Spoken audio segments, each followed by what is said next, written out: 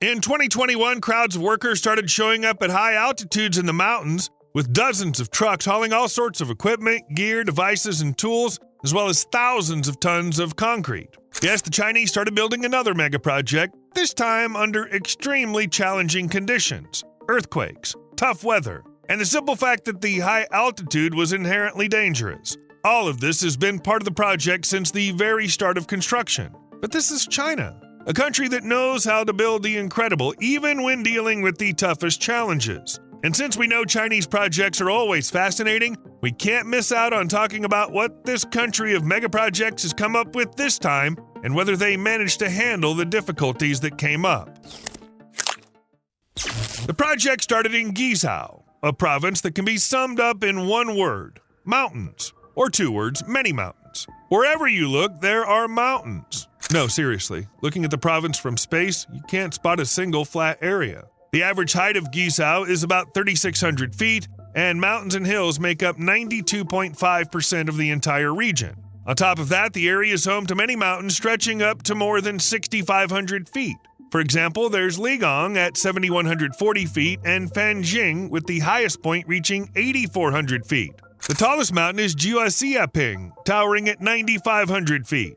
There are also pyramids? Yes, there are such fascinating objects in the region that captivate the imagination, making the whole mass of mountains in the province even more diverse. By the way, if you thought that the resemblance between the Giza pyramids and the Egyptian ones was not just in shape, but also that humans made them, we're sorry to disappoint you. These are limestone formations that are over 200 million years old, formed in a marine environment. In general, Guizhou has mountains, and more mountains. And it's not like it's just a regular region with uneven terrain. Here the mountains can't be called ordinary. Guizhou is a province where the rough terrain can be called pure extreme. Almost every mountain range here has steep slopes, cliffs, and there are tons of waterfalls that drop from heights of thousands of feet. A true paradise for an extreme sports lover, no question. And yes, the project will bring even more chances for extreme fun. And just think about the excitement the construction workers must be feeling, building it in such dangerous conditions. But we'll get to that a bit later. For now, it's worth mentioning that in Guizhou, apart from the huge number of mountains, there are plenty of rivers, 984 to be exact, and the total flow of water from them reaches 30 trillion gallons. And you know what a bunch of rivers running through tall mountains means? Power. Guizhou's rivers have an energy generation potential of 18.745 million kilowatts, placing it sixth in China. Of course, not all of it can be utilized, only 16.8 million kilowatts, but that still accounts for 4.4% of China's hydroelectric capacity. In the province, a large number of hydroelectric power plants have already been built, including Gupitan and its ship lift system, which moves ships over a mountain, raising them by a total of 653 feet. Yes, with all the endless mountains in the province, the Chinese even have to build structures like this. It would seem that a lot of energy means it's a good place for economic development and therefore high living standards. But the mountains, let's just say they get in the way of almost everything except for generating hydroelectric power. To give you an idea, as of 2023, the disposable income per capita in Guizhou was 27,098 yuan, which is about $3,800. This is the second figure in China, from the bottom. At the same time, Guizhou's GDP in 2023 was $296 billion. That's 22nd place out of 31 provinces in the country. It's all very frustrating because Guizhou is located in an ideal climate for agriculture. The average yearly temperature is about 50 to 68 degrees Fahrenheit. The frost-free period lasts from 250 to 300 days. There are no extreme cold spells in winter and no scorching heat in summer. There are no problems with precipitation either. Things aren't as perfect as in the most fertile parts of southeast China, but the situation is quite similar. It's obvious that farming can't be organized in the mountains, but other areas could be developed that require fewer flat spaces, but this is also not without its challenges. The thing is, it's just difficult for people to get around such a territory, and those people are the ones driving the economy because they're the workforce. Unfortunately, for now, you can't replace us with robots capable of doing their jobs while living right in the factories or farms. There's a lot of workforce here. As of 2022, Guizhou has a population of 38.5 million people. That's about the same as the population of Canada, Poland, Malaysia, or Morocco. A telling example of the problem of getting around the region, which leads to issues with economic development, is the story of one of the residents of the settlement of Haiyuan. He grows vegetables that need to be sold in another village, and the way there goes across a river. How did this person get to their destination? On a zip line. A cable or rope with a harness, pulley, and handle? It's a pretty risky move, especially if it's high up. Plus, while crossing like that, he had to carry food on his back, which is a perfect way to lose something important. By the way, this settlement has over 20,000 households and about 100,000 residents. They're all basically cut off since the only way out is to fly over the river on a zip line or rent a boat and waste a ton of time. All other options are out because there are mountains all around. But at one point, everything changed with the bridge. People immediately bought proper transportation like motorcycles and cars, and some even got rich, starting to make about 60,000 yuan or $8,700. In general, bridges are a solution that Guizhou really needs to develop. They can give access to places where you can set up at least some factories or organize farmland, but the most important thing is that they simply allow people to get around all these mountains, cliffs, and fast streams. One of the ways to improve the infrastructure situation in Guizhou has been this project. They started building this engineering wonder in 2021, right above the Huajiang Gorge, with the Beipan River running through it. Check out this video. What do you think? How high is the structure being built? If the number 2,000 popped into your head, then yes, that's how many feet separate the bridge deck from the bottom of the canyon. So if we stacked 2 Eiffel Towers on top of each other, they'd be just 115 feet taller. This is a world record. During the construction, the Chinese realized they needed more epic scale and grandeur, so they decided to use a rigid steel bridge truss with a main span of 4,660 feet.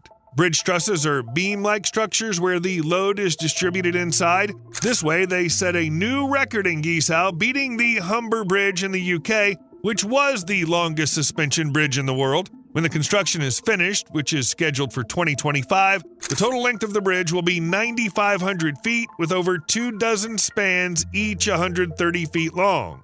Chinese engineers didn't forget about aesthetics either. They wanted to give the bridge a classic look, which it's claimed should stay timeless forever. Whether they succeeded or not, that's up to everyone to decide, because tastes differ. But don't you think the bridge looks like another one? How about now? Yes, there's a resemblance to the Golden Gate Bridge in San Francisco, that's for sure. The whole construction process seems really easy, like it always happens with the Chinese, who manage to complete almost all their mega projects incredibly fast. However, in reality, building the bridge over the Huajiang Gorge is one huge challenge. First of all, a structure that high, it's really cool and awesome. After all, it's a world record. However, at the same time, it's very dangerous for those working on the site. The Chinese, of course, handled this well. Every worker felt safe because they were protected from accidents thanks to numerous insurance policies and other safety measures. But after the initial assessments, they definitely realized that the work was going to be more than usual. The slopes turned out to be uneven. This is another complication that required not only more equipment, but also a lot more resources. On the northern slope, they had to build a concrete tower 860 feet tall, which is 190 feet higher than the one on the opposite side. That one is 670 feet tall.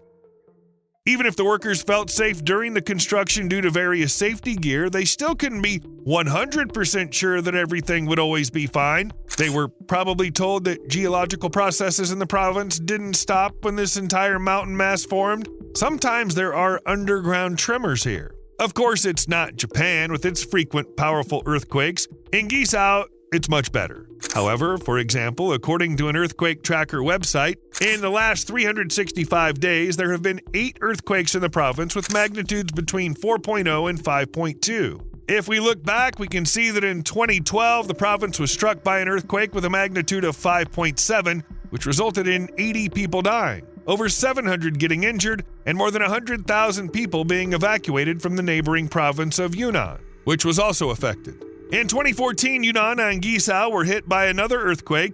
Yunnan took the brunt of it. More than 360 people died there, but the powerful tremors were felt in Guizhou as well. So there are cases of pretty powerful earthquakes, and that's already dangerous for structures under construction, especially if we're talking about a giant suspension bridge. Another issue is the climate. It's all about what's happening at the construction site. As stated by Alimak, a company from Stockholm that provided the equipment, the project is located in a plateau area, which increases the difference in air temperature between day and night. This leads to a higher chance of strong convective weather and constant winds throughout the year. Problems keep piling up, but the Chinese, like always, are pulling through. No accidents have occurred, at least none that we found in the public domain. The latest reports from January 20th, 2025 say that the final section of the steel truss, weighing 215 tons, has been put in place. This marked the completion of 80% of the project. Now all that's left is installing the panel segments between the trusses. That's the last thing to do before the planned construction completion in the second half of 2025. This will surely happen despite all the difficulties because $280 million were spent on the bridge. In reality, the point is that the bridge over the Huajiang Gorge will bring the province a lot of benefits. The first and most obvious thing is, of course, the improvement of infrastructure between the regions of Guizhou, which, as we've mentioned, is really suffering, slowing down economic development. As stated, the bridge will strengthen economic ties between Guiyang, Anshan, and Qianqianan simply because goods, people, and basically anything at all will be able to move across the massive canyon. You can cross right now. There are bridges, like the impressive Duge, for example, but they're at least 124 miles away. Yeah, you don't have to go to one of those crossings to get to the other side. There are other ways, although it takes at least 70 minutes. For comparison, after the bridge is built, crossing the canyon will take 2 minutes or so. Overall, the time saved on the road is obvious. As we've already figured out, improving infrastructure will also help reduce poverty, not only because everything will move faster and more conveniently, but also due to improvements in the tourism industry. Many people in Guizhou have long realized that tourists are a source of money, so they've started working as guides, offering accommodation and selling souvenirs and other goods. For example, in 2023, Guizhou was visited by 1.3 million people, and from January to August 2024, there was nearly an 11% increase in tourist numbers compared to the previous year. And it's not just foreigners. In 2024, 8.8% of all tourists were Chinese from other provinces. The bridge will make it easier for tourists to get around, but the new crossing will also become a landmark for visitors to the province. Just think about it. How can you not stop and look at the tallest bridge in the world that the Chinese built under such challenging conditions? It's a site that will attract many, but that's not all.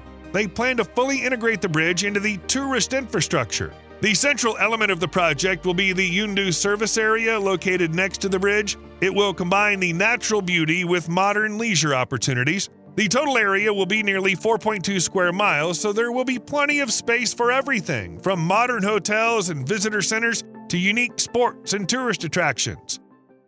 For instance, there will be a glass elevator taking people to the top of the South Tower. Over 590 feet above the road, there'll be a stargazing cafe and bar where you can enjoy a cup of coffee and breathtaking views under the stars. The next adventure awaits visitors on the lower level. The elevator will take them inside the bridge's support structure, where a 2,600-foot-long glass walkway begins. The floor, offering a view of the canyon below, will make you feel like you're floating in the air. But the main highlight will be the extreme adventures. Rock climbing routes, breathtaking mountain descents, and fast zip lines shooting across canyons, all of this will turn the Huajiang Gorge into a magnet for thrill seekers. And the bravest will get to experience a bungee jump. The platform, 2,020 feet above the Baipan River, offers the highest leap into the abyss in the world. This extreme thrill will become the bridge's calling card. But that's not all. The bridge will also feature a massive tourist center designed in a futuristic style inspired by Zaha Hadid's architecture. Here, visitors can dive into the evolution of suspension bridges, explore the ancient history of the canyon, and learn about local traditions. For those who want to spend more time in the area, there are private bungalows with views of the bridge, a perfect spot to unwind and set off a journey to the foot of the canyon. What's interesting is that some tourist facilities are being built alongside the bridge itself, so that visitors can enjoy a full range of experiences from the very first days of its opening. Long story short, Guizhou knows how to build bridges and grab the world's attention while they're at it. No wonder the province is called the Museum of Bridges. It's worth mentioning that the whole country's famous for its bridges. Every year, more of them are built here than anywhere else in the world. But Guizhou stands out. This region is a true mecca for fans of bridge engineering. Out of the world's 100 tallest bridges, nearly half are found here. In total, the province boasts over 30,000 such structures, from ancient stone designs to cutting-edge engineering marvels, from small crossings to giants soaring over multi-foot gorges. If you check out the top 15 bridges with the highest distance from the deck to the ground below, you'll find that 8 of them are in Gisao. Pretty soon the top spot will go to the new bridge we talked about today, but for now the leader is still the Duge Bridge, the one that's about 124 miles from the Huajiang Canyon Bridge. Duge is a 4-lane cable-stayed bridge with bright 8-shaped towers, and the height from the deck to the river below, Nizu, is an incredible 1,920 feet. The length of the Duge Bridge is 4,396 feet, which is not so striking, but crossing over the canyon is guaranteed to leave an impression. They built the bridge from 2011 to 2016. Once again, pretty quickly, and in the same region, meaning the Chinese dealt with the same challenges we've already talked about today. Here's the Pingtang Bridge, ranking 3rd in another list, bridges with the highest deck. It connects the highway from Pingtang to Luodian across the deep valley of the Caodu River, standing at a height of 1,090 feet and stretching 6,890 feet long. It's worth mentioning that the highest tower of this bridge is only 49 feet lower than the famous French Millau Viaduct, which has a similar design and ranks first in this list. Building this grand structure cost 1.5 billion yuan, which is roughly 215 million US dollars. Here's another record breaker, the world's largest arch bridge with a steel tubular deck filled with concrete. The total length of this crossing comes to 6,017 feet, and the main span soars 1,654 feet high. There's an old saying that Gisao is a land where there are no 3 days without rain, no 3 fields without a mountain, and no 3 coins in anyone's pocket.